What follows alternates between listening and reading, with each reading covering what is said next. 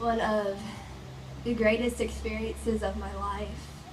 Um, I graduated high school a year early so I could go, and when I think about not doing that, it's kind of crazy. Like, I should have graduated high school a month ago, but if I would have done that, I wouldn't have met the people that I met. I wouldn't have met Garrett, which would be really, really sad. But I also would have had all the different experiences that I had at the ramp. I mean, a lot of y'all have supported me, not only financially, but through prayers. And so I just want to kind of give you a little bit of a rundown, kind of, I guess, of what I've been doing, what I've been up to, what God's doing in my life. And I can't tell you everything because that might take 2 months.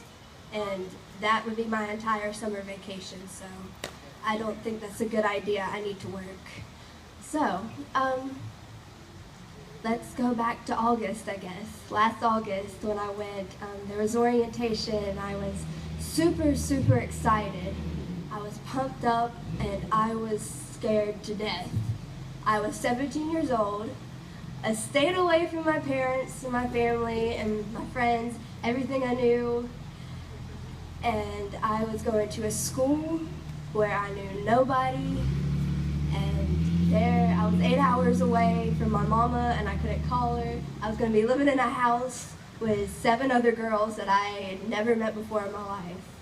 And so that month was probably the hardest for me, was my transitioning stage. But one of the things that we always say a lot at the ramp is the process. Like, stay true to the process, stick with it, go through the process. And I guess maybe that's kind of what God's really want me to tell you about, is the process. Not only my process, but how everyone has a process that they have to go through. We all have hard times in our life, we have good times in our life, and through those processes, God just, He digs His hand inside of you and He pulls things out. Sometimes they're ugly, there's bitter roots, there's fear, there's all kinds of things that we don't really want to deal with. We just try and cover it up with a bunch of dirt and maybe put some flowers on top of it so it looks pretty. And people ask, how are you? And you're like, hey, I'm fine. Don't you see this beautiful little daisy popping out of my garden? And then you realize when it comes fall time and you need to really pull up some weeds, and you accidentally pull up that daisy and you're like, whoa, what was that? That kind of hurt.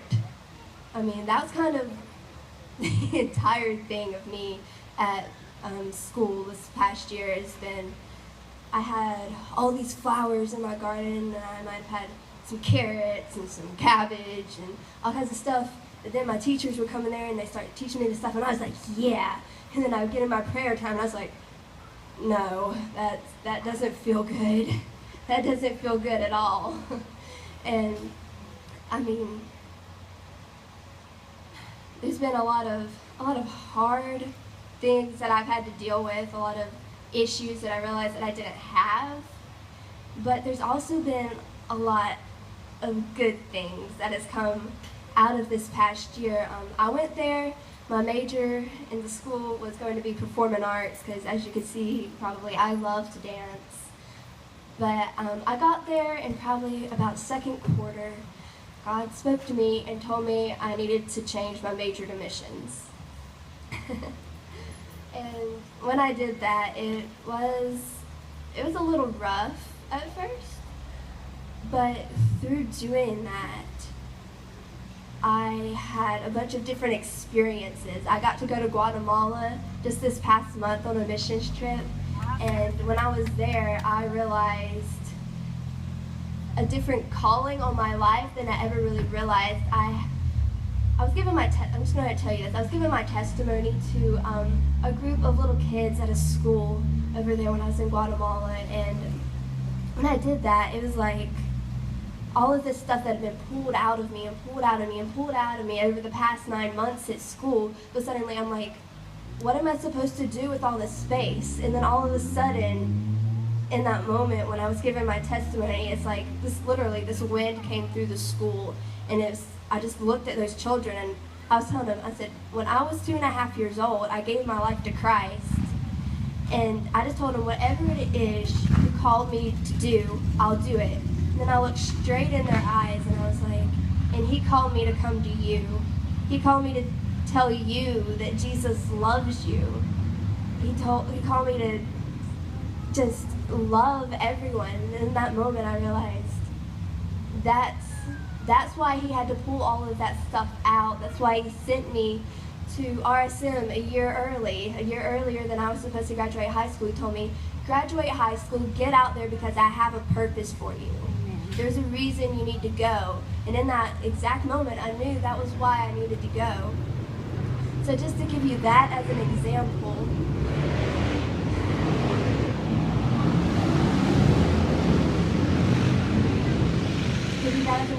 sometimes there may be times in your life when you feel like something hurts, like you're going through something and you're like, I can't do this. This hurts too much. I just want to lay down. I don't want to do this anymore. I just want to sit here. I want to cry. I want God to come hug me and cradle me. And for me, I wanted him to do that, but he wasn't. He was just like, get up, go to school, and get on with your life, because I've got something for you. I'm not going to sit here and coddle you all day, because there's people out there dying, and I need you to tell them who I am. So what Miss Karen, who's the leader of our schools, always tells us is you never know what's behind your yes. And that is so, so true, I've come to find. So through every hardship, through every good thing, every trial, every joy, through everything that you go through in life, through everything that you birth, through everything you toil and you work for, there's something waiting on the other side of that door. You just have to push through. Get a bulldozer if you have to and knock down the door. But there's something on the other side that's waiting for you. So I just wanted to encourage y'all that no matter what you're going through, no matter if you feel like you have a purpose or not, for me, my purpose, people ask me all the time, like, you major in missions, what are you going to do with your life? I'm like, I'm going to love people. What else you want me to do? That's what he told me to do. He said, for God so loved the world, and he called us to be like him. Then he said, go ye into all the world and make disciples. And that's exactly what he's told me to do, and that's exactly what I'm going to do. So you might not be a missionary in a foreign country. You might not go to Guatemala. You might not go to Europe. You might not go to places. You might not ever get a microphone. You might be scrubbing toilets for the rest of your life, but that's okay. Because God needs all kinds of people. He needs people to get down in the dirt and work. He needs someone to help produce our food. He needs someone to take care of the children. He needs someone to get out there in the factories. He needs someone in management. He needs someone behind the pulpit. But he needs everyone, no matter what it is, no matter if you're scrubbing a toilet or you're flipping burgers at McDonald's. You can still love Jesus while you do that. So I'm just going to pray for you before D-Earl comes up here and shares. So, if y'all have anything that you want us to pray for, you can come find me or my dad, Garrett. You can find Jerry, Dee, anyone. We'll pray for you. If you just want someone to talk to, I am more than willing to listen. Truthfully, I have all night. I'm going to be here for the rest of the summer if you need me. I'll give you my phone number and you can call me whenever you want to. But just go ahead and close your eyes and I'm going to say a quick prayer. Father, I just thank you for this beautiful day.